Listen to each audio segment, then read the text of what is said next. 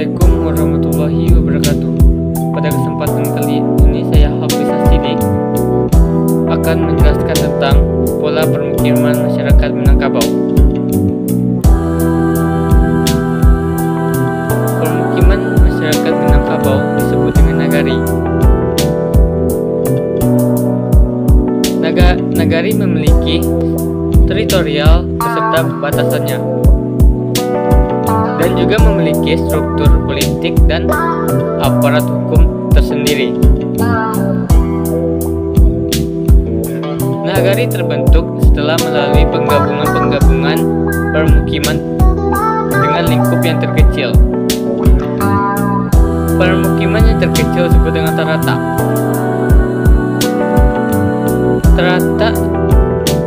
Proses dari tarata yaitu bermula dari orang kampung-kampung yang berada di suatu nagari lama. Dari perspektif ekonomis, mereka pindah dan membuka lahan baru untuk berladang jauh dari nagari lama mereka untuk bertahan hidup.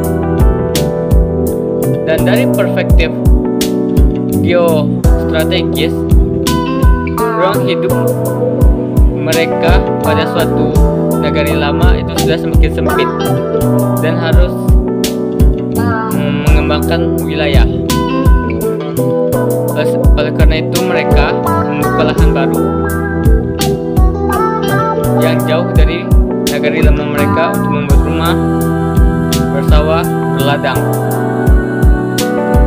untuk memenuhi kebutuhan hidup dan sosial budaya mereka.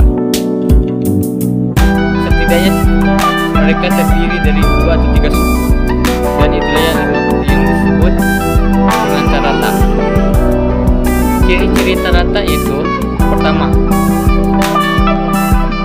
bagian terkecil dari permukiman Minangkabau. Yang kedua, permukiman terdiri dari rumah-rumah kecil yang disebut dengan dungau. Yang ketiga, yang menghuni kawasan tersebut yaitu keluarga Separui. Yang keempat, pemimpin tarata disebut dengan Tuo Tarata.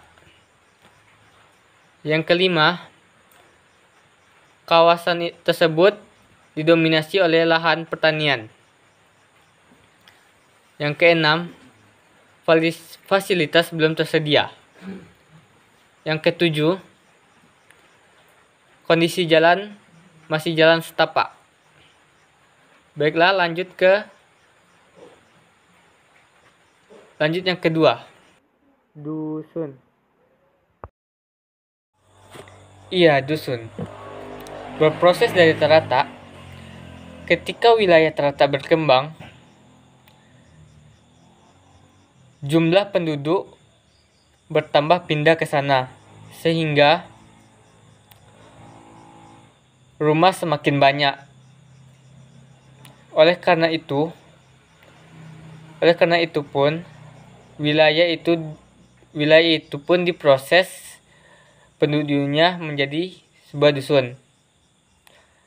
Syarat menjadi dusun yaitu adanya tiga suku.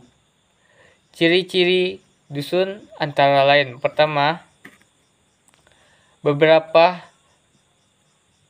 tarata sudah berkembang.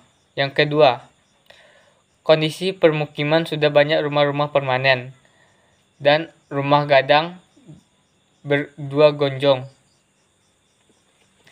Yang ketiga, yang menghuni pemukiman tersebut yaitu keluarga Separui yang telah memiliki lebih dari beberapa suku.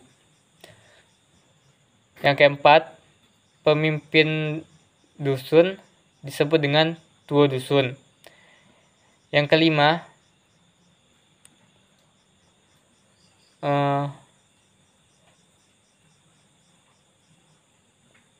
fasilitas sudah ada seperti musola atau surau. Yang keenam, kondisi jalan sudah ada pengerasan. Lanjut, yang ketiga yaitu koto.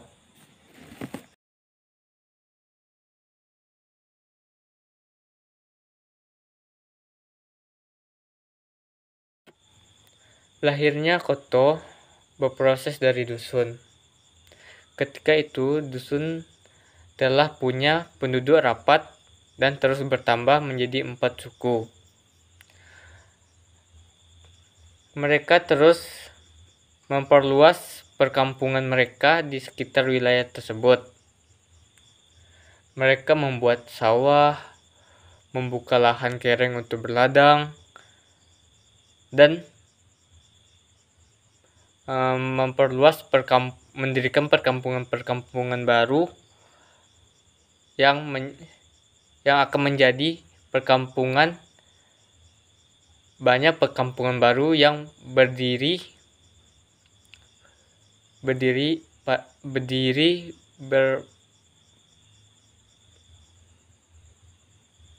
pada koto. Ciri-ciri koto antara lain: 1. Gabungan dari beberapa dusun yang berkembang. Yang kedua, jumlah rumah permanen semakin bertambah banyak. Yang ketiga, yang mendiami terdiri dari beberapa kaum dan keluarga separui. Yang keempat, pemimpin dinamakan dengan datuk. Yang kelima,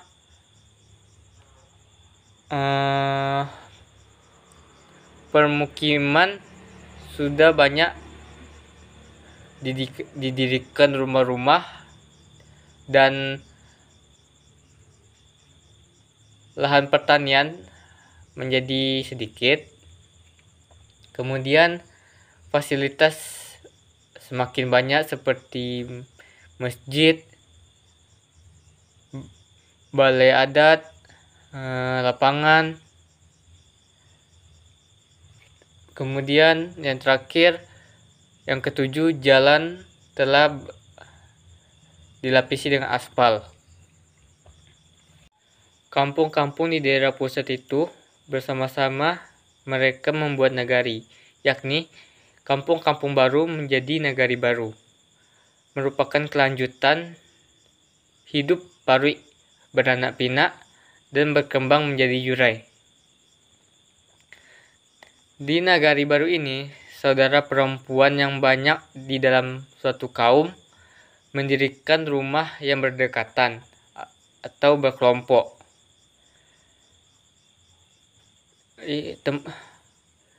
Disinilah tempat kediaman tetap yang baru bagi para Parwi yang berpisah dengan keluarga di kampung lama. Syarat-syarat berdirinya nagari yaitu harus adanya babalai, terus bermusaji, balabuh, batapian, dan basuku banagari. Dan hanya itulah sedikit penyampaian dari saya. Kalau ada kesalahan mohon dimaafkan. Sampai jumpa di next video. Assalamualaikum warahmatullahi wabarakatuh.